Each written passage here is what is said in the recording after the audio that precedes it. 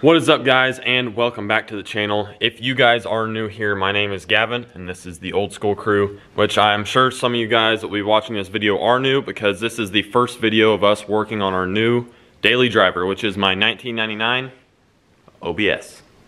So I'm pretty pumped about having this truck, and it did come with some stuff that I was going to put on the truck anyway, so it's kind of convenient that it worked out like that. But we are going to be putting on a transmission temperature sensor because this 4L80, I want it to stay in tip-top shape, and it's like 90-something% of all transmission failures are fluid related. And I don't want to get this thing toasted. I don't want to ruin my nice Circle D converter. I just want to keep everything nice. So we are putting on a trans temp sensor, which I already got a TrueCool 40K trans cooler, but this came with the truck. I'm pretty sure Max Tow is also just made by Glow Shift, so I'm not happy about that. Glow Shift is not a good gauge brand. If you have, I'd be going another route, but it will work. And it came with this pod, which I'm not huge on it, but I'm gonna avoid trying to screw into my pillar. So I bought some 3M super strength molding tape, so I'm gonna try and put that on the inside whenever we go to put it on. But before that, we're gonna try and kind of match this color to the interior. We have gray interior, and I would like for this to be gray. It's just a small little thing. It costs a couple extra bucks, so why not try it? So if you remove the pan and do a fluid change, the manual says 8 quarts. So we grabbed 2 gallons of Dextmerc Dextron 3 ATF, and I also picked up yesterday. Oh, I got some cleaning supplies because this carpet is going to be getting the works. But let's grab this. Forgot to get this out.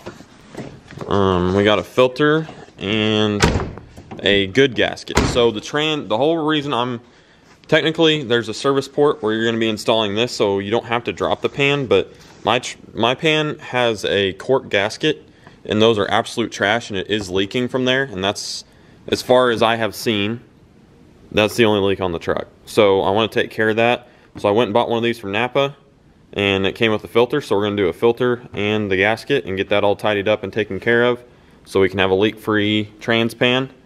And then we'll get our gauge all done, which we'll probably honestly do the gauge first because I want to be a little bit more meticulous about routing all the wires and stuff like that, because everything else is pretty well tucked on the truck with the swap and everything. So I just pulled this thing in. I drove it like 30-40 minutes home, so we are gonna let it cool off. In the meantime, I'm gonna grab a quick snack, and then we're gonna come back out here and get the stand and kind of set you guys up, and we're gonna start messing with some stuff, probably gauge related first, and get our little pod prepped so we can spray some of this vinyl and fabric coat. I don't even know if it'll stick to this. This is like plastic, but it was interior stuff, so we'll give it a shot and see what happens. Alright guys, so you can kind of see we're waiting on our fluid to finish up draining, which it's about done. But my drain plug on my 4L80 is a 15 mil, which I'm sure they're all that way, but we got that broke loose and drained. I had a big curiosity, very curious about our gauge here and our plug, our sending unit that is going into the transmission. I'm going to be using the transmission test port location. Basically, it's better than nothing. I think having the fluid checked there is I feel like it's a good idea. I could be wrong, but you guys can tell that if this will come into focus.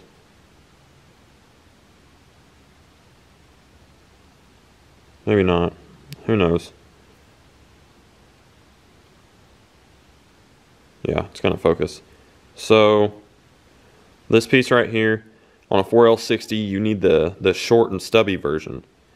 So that's where I was confused. I was like, well, I don't know if 4L80 is the same, and I've been on Google for a long time, and Guthrie ended up sending me a screenshot of something that said you do not need the stubby version for a 4L80 in the test port. So this is what we're gonna go with.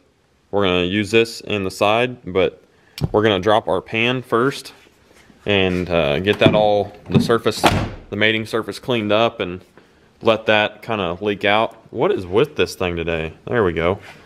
And let all that stuff leak out, and then we'll take off our filter and put our new filter on and end up getting that pan back on there. And also in the meantime, we will be putting in our sending unit for our gauge, so we will be able to tell what kind of temperatures we're reading. So, all right guys, so we got the pan pulled, which it's kind of interesting. Honestly, they didn't put it in the greatest place, and I've got exhaust up there, so I just had to use a combination of stuff. All really, I mean, for the most inch, it was all 1/2 inch bolts, but I had to use a end wrench on a couple, and then a few different versions of an impact or a little impact and a swivel and stuff like that. So swivel is recommended for sure, and probably an end wrench on hand too.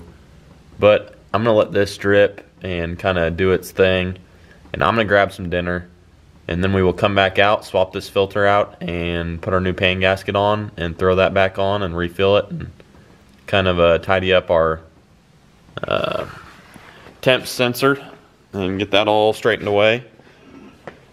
And I'm also very happy with it looks all right. It's probably not going to match perfect, but that is our little vinyl and fabric paint is actually sticking very, very well, and it's actually matching very decent. I mean, for what it is, it should match all right. We will see how that turns out, but it's just a nice little touch that we're going to do. But yeah, so I'm going to go inside, grab some dinner, and then we will be right back out here to keep on going at it. Alright, so the pan gasket, filter all done. The mating surface on the trans side was super dirty, so I think that was half the problem. So we got our brake cleaned it off really good with some shop towels and got it super clean. I'm very happy with it. And now we are on to our gauge installation. We got our plug in the test sensor port. So I was saying something earlier about the plug being a little bit longer that came out, and that was we got the information off of like per glow shift. So on their website it said that the 4L80 does not need the snut, like the short stubby port thing. So yeah, we're on to this. So I'm a very picky person. I don't like wires showing. I just don't know, I like clean stuff. So I'm gonna have to find a way to make this look nice and neat. I need to route this through the firewall and get it down to where the gauge is at. I don't know what else we got up here. Maybe we got more than I think we do. I'm not sure what all this stuff's for, but we will figure it out.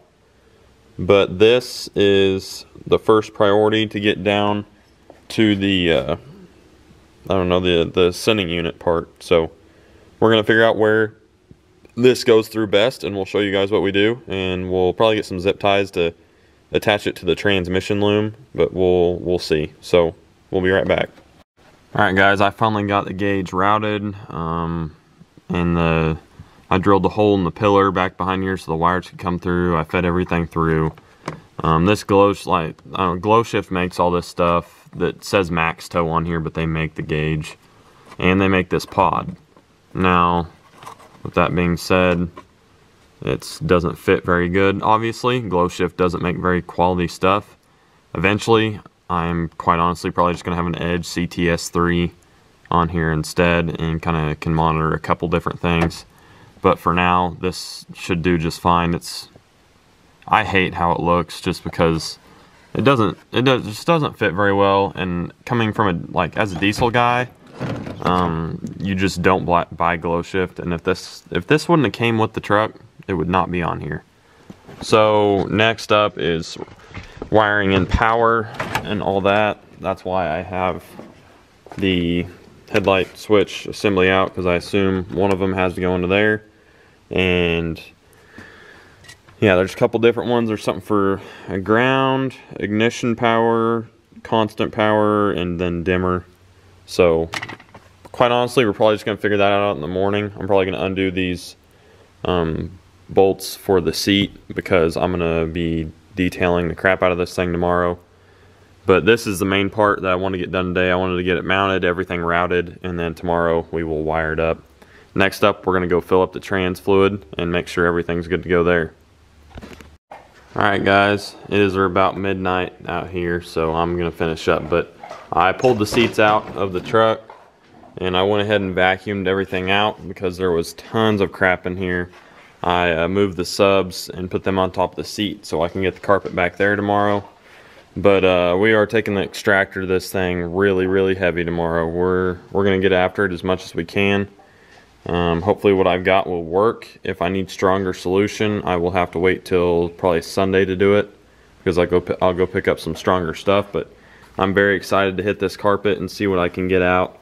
It's going to take a lot of scrubbing and extracting and repeating the process over and over and over, but that's part of the fun for me. I kind of enjoy it. But like I said, we got our gauge all kind of tidied up. We just got to hook it up to power tomorrow. The door pins in this door just do not sound that great.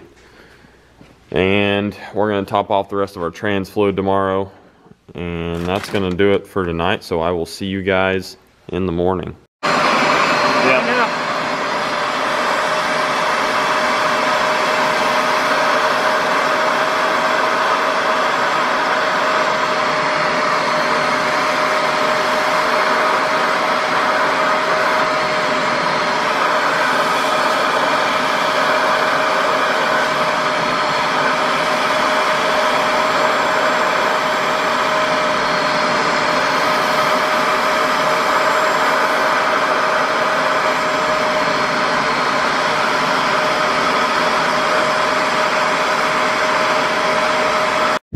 Alright guys, so it is, what is it, Friday night, and we are in here with the OBS. I got all the stuff accomplished that I had wanted been getting accomplished. So we got our new filter in the transmission and our new gasket, and it is not leaking as of right now. We refilled it, and we need to kind of pull it outside and get it up to temperature and make sure that we got the correct amount of fluid in. We did a total detail on the interior. I did not mess with the door panels, obviously, because I'm going to be replacing them anyway, as they are cracked. But the rest of it, I will throw up a couple of before pictures right here.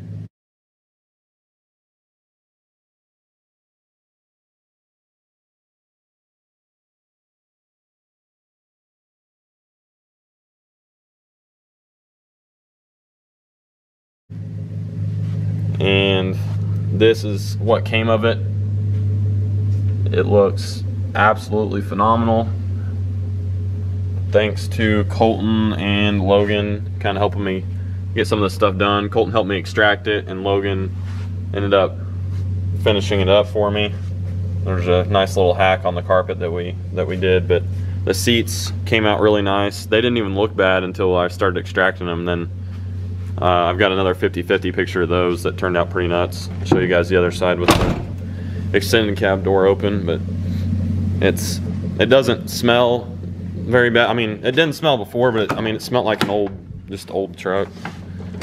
But I mean, you guys can tell this came out really good compared to those before pictures. The back seat, we got it all extracted too.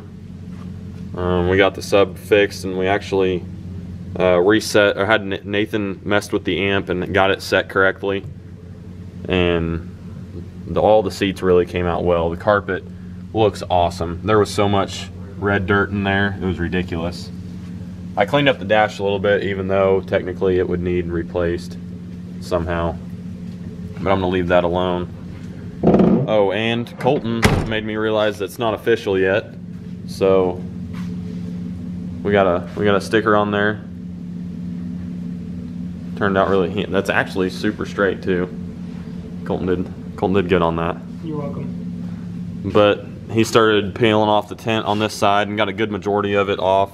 I'm gonna get a razor blade holder and a bunch of razor blades and get all that crap off of there on both sides, and then we're gonna figure out what is on these back ones, because if there's any factory tent, then I'll just tent over the factory tent and then do single 5 on the fronts and then a 35 on the shield. But if not, I'm gonna strip all the back and do double 5 on the back, single 5 on the 2 sides, and then 35 on the shield, just like we would normally do. But this little stuff that came with the truck, I did tidy up. I did not get the gauge wiring done because I didn't have the connectors I needed, but I wiped down this fender and it actually looks pretty good compared to this hazy hood. So I'm ready to buff the paint and kind of get it looking good. I'm very happy with how the inside turned out. It's very drivable. I'm gonna pick up some probably cheap floor mats and then get online and get some WeatherTechs here so I don't get the carpet all dirty. But that is gonna wrap it up for this one.